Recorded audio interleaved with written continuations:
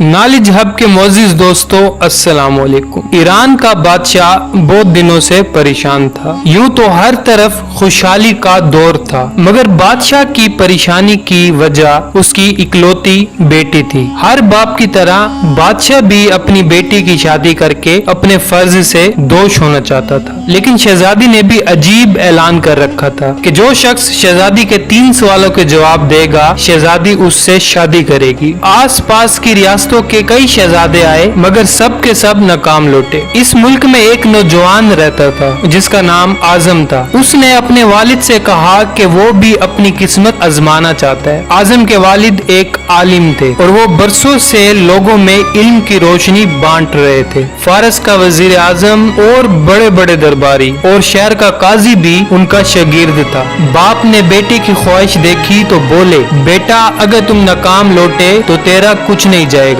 लोग क्या कहेंगे कि एक आलिम का बेटा नाकाम हो गया। आजम अपने वालिद से कहने लगा, बाबा बड़े बड़े शहजादे लौट गए, अगर मैं भी नाकाम हुआ तो क्या हुआ? ये तो मुकाबला है, जो भी जीत ले और शायद वो खुश नसीब मैं हो जाऊं। आखिर बाप को बेटे की जिद माननी पड़ गई। आजम खुशी खुशी महल की तरफ चल पड़ा। शहर भर में ये खबर जंगल की आग की तरह फैल गई। मुकर्ररा वक्त पर महल लोगों से खचाखच भरा हुआ था। बादशाह तख्त पर बैठा था, मलिका आलिया भी महल में मौजूद थी। वजीर, अमीर, दरबारी और अवामुन्नास भी दरबार में मौजूद थे। आखिर शहजादी ने अपना पहला सवाल कर डाला। उसने शहादत की उंगली फिजा में बुलंद की। आजम कुछ देर खामोश रहा और फिर शहादत के साथ वाली उंगली फिजा में बुलंद की। ये देख कर शहजादी मुस्कुरा उठी और मलिका आलिया बोली, शाबाश है नौजवान, तुम पहला मरला कामयाबी से तय कर गए हो। दूसरे सवाल के लिए शहजादी कुर्सी से उठी और हाथ में तलवार लेकर हवा में चलाने लगी। कुछ देर बाद वो दोबारा अपनी कुर्सी पर आकर बैठ गई। बादशाह समेत हर दरबारी की नजर आजम पर थी। आजम खड़ा हुआ और अपनी जेब से कलम निकालकर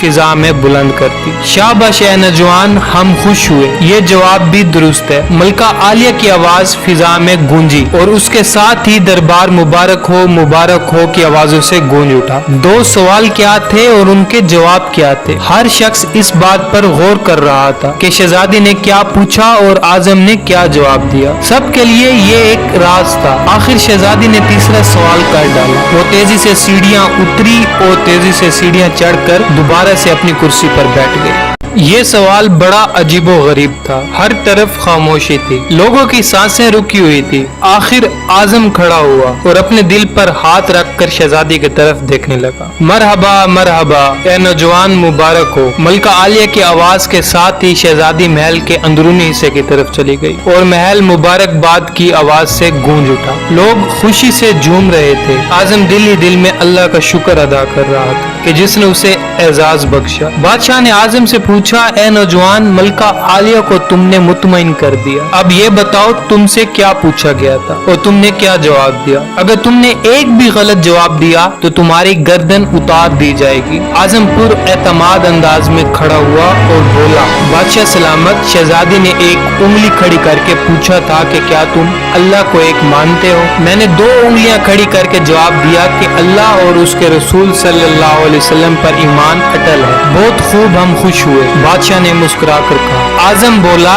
इसके बाद शहजादी ने तलवार चलाकर पूछा था कि क्या तलवार से कोई बड़ा हथियार है? मैंने जवाब दिया कि हाँ, कलम का वार तलवार से भी बढ़कर है। माशाअल्लाह नौजवान, तुमने हमारा दिल जीत लिया। तुमने साबित कर दिया कि जाओ जलाल इल्म के सामने कोई हैसियत नहीं रखता। लेकिन ये बताओ तीसरा सवाल क्या था? बादशाह ने हौसला अफजाई करते हुए पूछा। आजम ने आसमान की तरफ देखा और कहने लगा, बादशाह सलामत। शहजादी दरबार की सीढ़ियां उतरी और दोबारा चढ़कर कुर्सी पर थक कर बैठ गई। उन्होंने पूछा था कि मैं थक चुकी हूँ, लेकिन मेरे जिस्म की एक चीज नहीं थकी। मैंने जवाब दिया कि दिल, क्योंकि दिल इंसानी जिस्म में वो खास चीज है जो पैदाइश से लेकर मौत तक बगैर थके हुए धड़कता रहता है। बादशाह ने आजम को पास बुलाकर गले से लगा लिया और कहा कि ए लोगों, गवाह रहना, मैंने हकदार का हक अदा कर दिया है। मोहतरम खवातीनो हजरात, बेशक अल्लाह और उसके रसूल सल्लल्लाहु अलैहि वसल्लम पर ईमान अटल है। और दूसरा ये कि कलम का वार